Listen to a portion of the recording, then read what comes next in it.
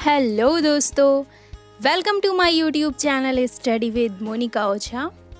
दोस्तों, आज मैं आपको ले चलती हूँ यूरोप के बेहद ही खूबसूरत देश पोलैंड। दोस्तों, पोलैंड मध्य यूरोप में बसा एक विकसित देश है। इस देश का कुल क्षेत्रफल 13,12,679 वर्ग किलोमीटर है। दोस्तों, मैं आपको बताना चाहती हूँ कि पोलैंड देश अपनी सीमाओं को कुल 7 देशों से साझा करता है। और वो कौन कौन से 7 देश हैं? पहला देश है बेलारूस, दूसरा है यूक्रेन, तीसरा है जर्मनी, चौथा देश है चेकिया, पांचवा है रशिया, छठा है लिथुआनिया और सातवां है स्लोवाकिया। ये देश इसके साथ जुड़े हुए हैं। तो इस देश की राजधानी है वार्सा। लगभग 4.25 करोड़ की आबादी वाला देश है ये पोलैंड। अगर धर्म की बात की जाए तो यहाँ पर ज़्यादातर लोग रोमन कैथोलिक को मानते हैं। और यहाँ की साक्षरता की बात की जाए तो यहाँ पर 99% लोग शिक्षित रहते हैं।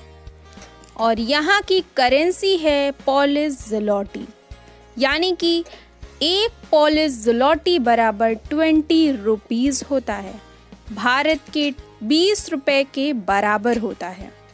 और दोस्तों, मैं आपको बता दूं कि यहाँ की कॉलिंग कोड +48 है। यहाँ के लोग सिर्फ राइट साइड ही गाड़ी चलाते हैं। दोस्तों, मैं आपको बताना चाहती हूँ कि विश्व की सबसे ऊंची इमारत का खिताब अगर बात करें इस वक्त वर्तमान में, तो सबसे ऊंची इमारत जहाँ बुर्ज खलीफा को माना जाता है। लेकिन मैं आपको ये भी बता दूँ, ये बात जानकर आपको बहुत ही ज़्यादा हैरानी होगी, सन 1974 से लेकर 1991 तक पोलैंड की राजधानी वार्शा शहर में स्थित रेडियो मास्ट विश्व की सबसे ऊंची इमारतों में से एक थी। लेकिन वर्तमान में तकनीकी गड़बड़ी के कारण ये इमारत नष्ट हो गई। पोलैंड को सुपर ग्रीन कंट्री यानी कि हरियाली से भरा देश का खिताब।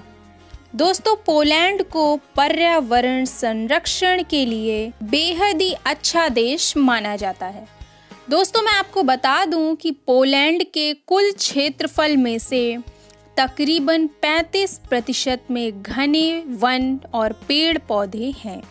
इसीलिए इस देश को यूरोप का सुपर ग्रीन कंट्री कहा जाता है। और यही कारण है कि यहाँ पर 23 राष्ट्र उद्यान हैं और 1250 से भी ज़्यादा मात्रा में नेचुरल रिजर्व हैं।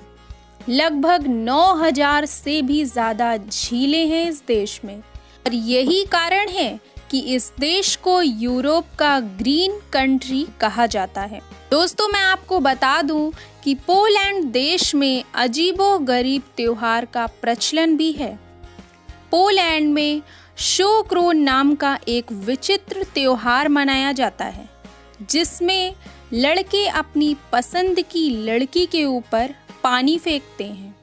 और अगर पानी से भीगी लड़की उस लड़के के ऊपर लिली का फूल फेंकती है, तो इसका मतलब ये होता है कि लड़की उस लड़के को पसंद करती है और उसके साथ रिलेशनशिप में आना चाहती है। दोस्तों, बहुत ही अलग सा प्रचलन है ये।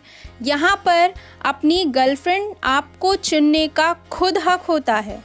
मैं आपको बता दूँ दोस्तों कि पोलैंड की राजधानी वार्शा लड़कियों का शहर है।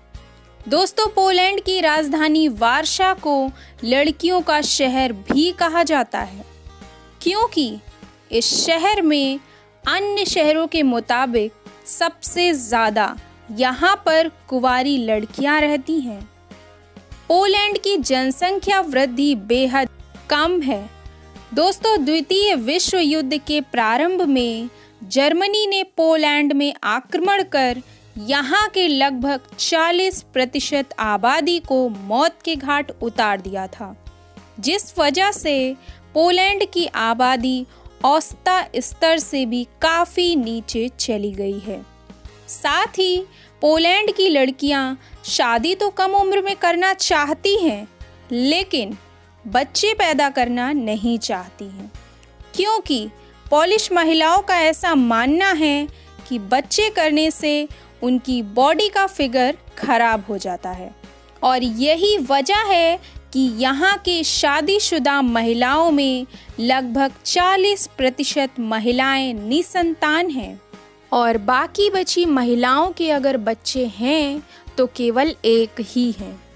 तो ऐसा माना जाता है कि पोलैंड की महिला अपने जिस्म की खूबसूरती की बहुत ज़्यादा महत्व देती है और यही कारण है कि यहाँ की जनसंख्या जो है वो दिन प्रतिदिन कम होती जा रही है और यहाँ की सरकार द्वारा लोगों को प्रोत्साहित किया जाता है कि आप ज़्यादा से ज़्यादा बच्चों को जन्म दें। दोस्तों, मैं आपको ये भी बता दूं कि दुनिया का पहला नोबेल पुरस्कार विजेता महिला, जी हाँ दोस्तों, मैडम क्यूरी का जन्म पोलैंड में ही हुआ था। दोस्तों, मैडम क्यूरी को एक नहीं बल्कि 2 नोबेल पुरस्कारों से सम्मानित किया गया है। पहला नोबेल पुरस्कार 1903 में और दूसरा पुरस्कार 1911 में दिया गया था। दोस्तों, अब मैं आपको बताती हूँ कि यूरोप का सबसे सुंदर और सबसे सस्ता देश।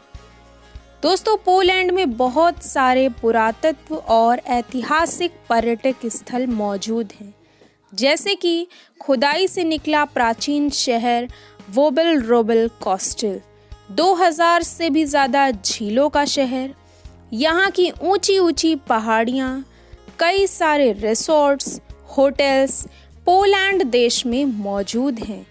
ये दोस्तों एक ऐसा देश है जो लगभग हर तरह से बिल्कुल परफेक्ट है, फिर चाहे वो नेचर हो या फोटोग्राफी हो, बोटिंग हो या फिर आपकी ट्रैवलिंग हो।